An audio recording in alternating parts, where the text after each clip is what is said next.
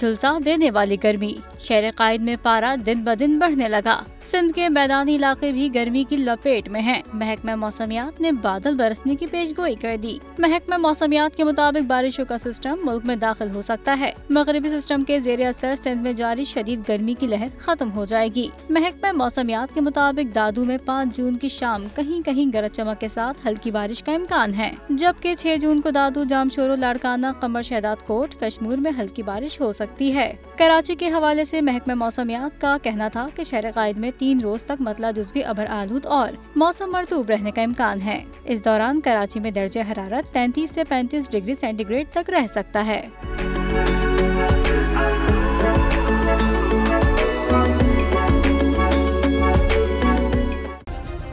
Subscribe करें और bell दबाएं ताकि कोई खबर रह न जाए।